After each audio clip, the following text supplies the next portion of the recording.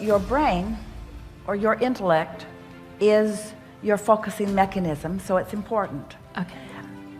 But if you will, rather than trying to solve a problem which keeps the problem active, if you'll look for a solution, and it takes a little bit of feeling to realize that the vibrational properties of the problem and the solution are very different.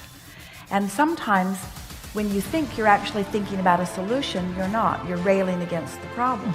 So it's about first sorting that out. You want to be solution oriented. And in fact, that's a good thing for everyone to intend.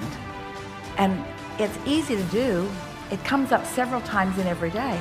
Rather than feeling the need to identify the problem, to articulate the problem, to catalog the problem, and you said to even figure out how the problem got there. Yes.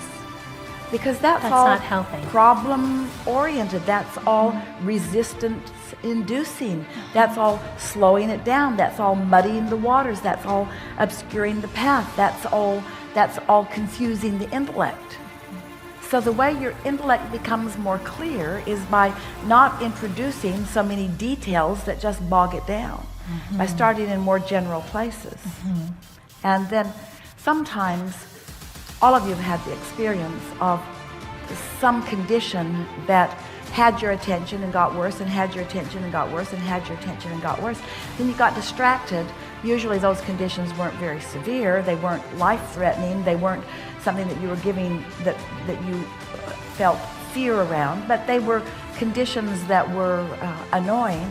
And then when something else got your attention, suddenly you realize that that condition had disappeared by lack of airplay. Everything unwanted would disappear by lack of airplay. But you got to understand when you're given it what you're doing. In other words, the universe doesn't hear what you say. The universe hears what you mean. So it doesn't matter if you put a fake smile on your face and use words that sound better to those who are listening in. It's what you mean that the universe is responding to. So you have to find some way of de-emphasizing vulnerability while you emphasize your feeling of invincibility, your feeling of autonomy, your feeling of sure-footedness, your feeling of getting what you want. So we can shout at you all day, every day, and we do. We like doing it. You can have anything you want. You can be or do or have anything you want. You create your own reality. But then we have to add the words, but you got to figure out how you're doing that. You got to start noticing what you've been thinking and feeling and what's coming, and then if what's coming doesn't please you, then you got to start thinking and feeling different. And we don't know anybody who can stop thinking about something because you're thinking about the thing that you're not going to think about. There's no exclusion. So what you want to do is start thinking about something that feels better. But what trips you up is that when you try to think about something that feels better when something that you don't want is what's really active, you're too much on the subject. So when you've got something you don't want and you say, okay, I'll think about its opposite, we say not likely. Not likely. There's too much momentum going.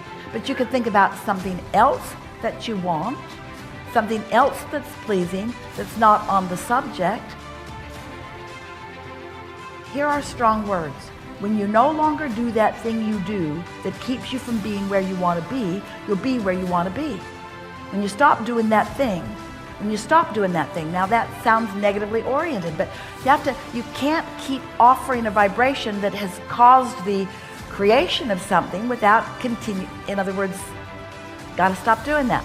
How do you stop doing that? By starting to do something else. And by doing it first thing in the morning when it's not so likely that it's going to call you to where it is. You've got your best chance of finding a new feeling in the morning before the old feeling got revved up again. Because the old feeling went to sleep when you did. Don't wake it up.